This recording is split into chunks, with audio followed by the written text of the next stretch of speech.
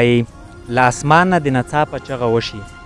نورزی صاحب، له اسمان نه د ناڅاپه چغه وشي، جنګ پرست د یوې مخې نه مړه شي، او زړونه وګټه پاچا یو اعلان وکړه چې د چا خوښ وي هغه دې د هغه شي.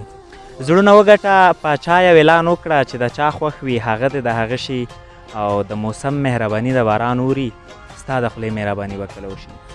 سلامونه درنو دوستانو او زما د فیسبوک او یوټیوب چینل ټولو درنو کتونکو، تمه ده تاسو ټول به روغ جوړ او د صحت په کلیو کې بنغښتي اوسئ.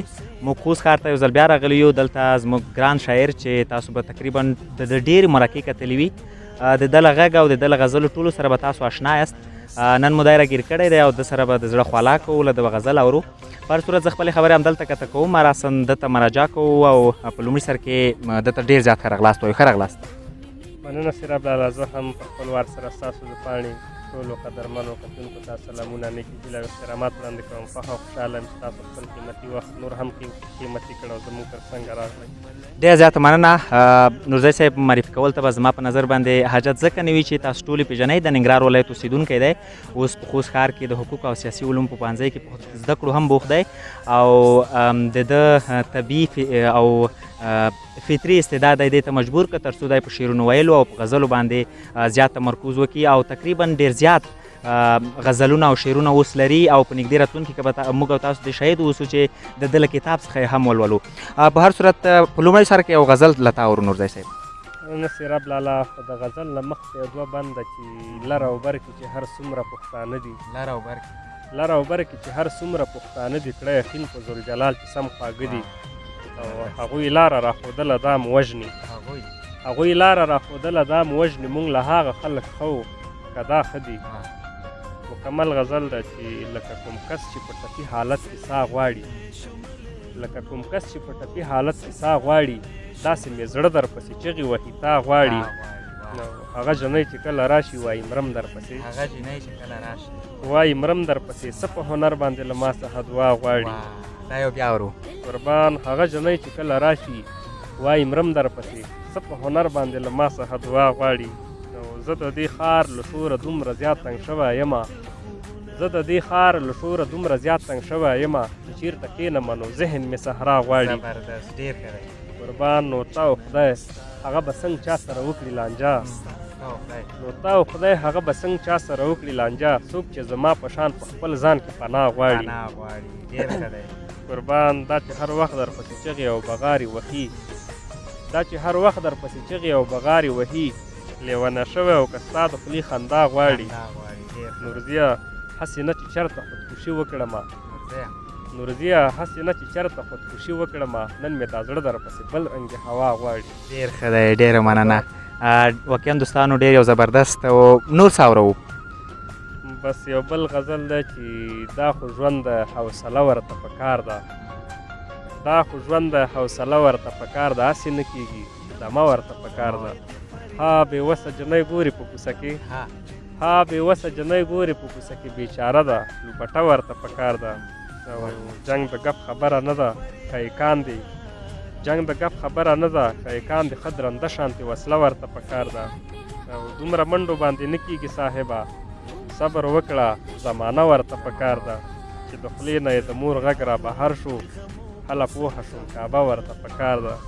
واړه جونې ترېنه سمې تنګې شوي، سیراب لالا واړه جونې ترېنه سمې تنګې شوي، مسته پیغله د چمبه ورته پکار. دا یو بیا ورو ډېر زبردست دی. قربان، واړه جونې ترېنه سمې تنګې شوي، مسته پیغله د چمبه ورته پکار ده. او ستا نورزه چې داسې ړنګ بنګ په لار درومي، ستا نورزه چې داسې ړنګ بنګ په لار درومي، ستا د سپینې خولې نشه ورته پکار ده. ډېره زیاته مننه، ډېر ښه دی. نورزی صاحب، ما مخکې یادونه وکړه چې موږ به په لنډ وخت کې ستا د کتاب لیدونکي هم اوسو، نو لیدونکو ته څنګه اطمینان ورکولی شو څه وخت به دا کتاب له خیره چاپ شي؟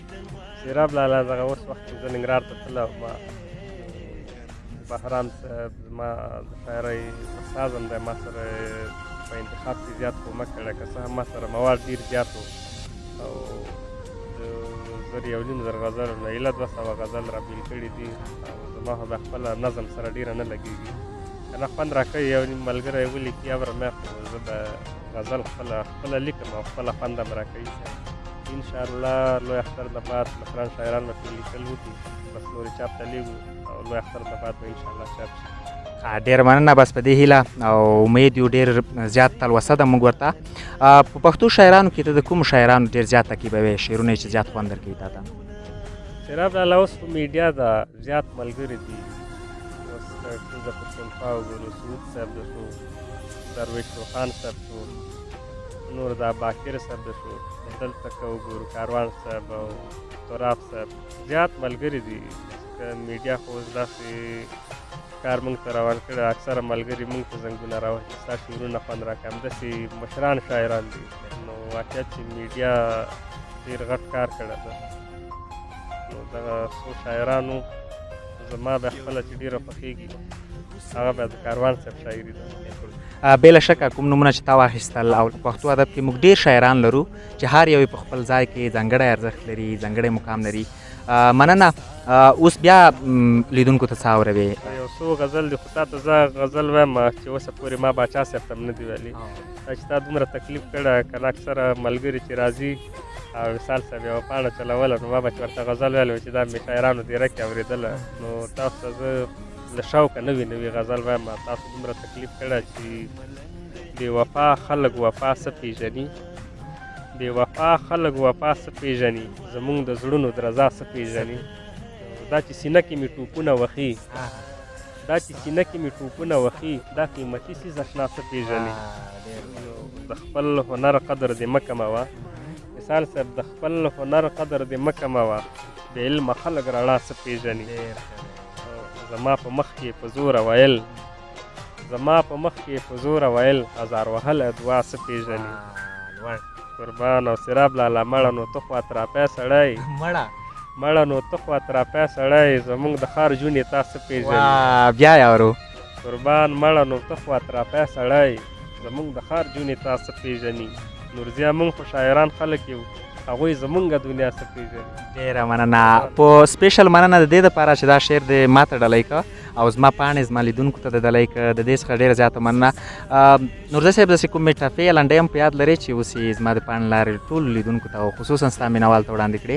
یو څو لنډۍ به درته ووایم. اکثره وخت چې مونږ لنډۍ ویلې موبایل نه به مې له اوس ناڅاپي دغه څو لنډۍ چې مسافري کولی نه شي، مسافري کولی نه شي، زه ور یادېږم په درېیمه ورځ راځي نه، او د جیلخانې کړکۍ ته راشه پکول در واخله ما پنسۍ ته خېژوي نه.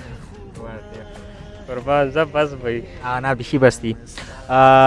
درن دوستانو او زما د پاڼ ټولو مینوالو، دا و نورزی صاحب، دنه ډېره زیاته مننه چې موږ ته یې وخت راکړه. واقعا استعداد چې هر چېرته وي هغه نه پټېږي.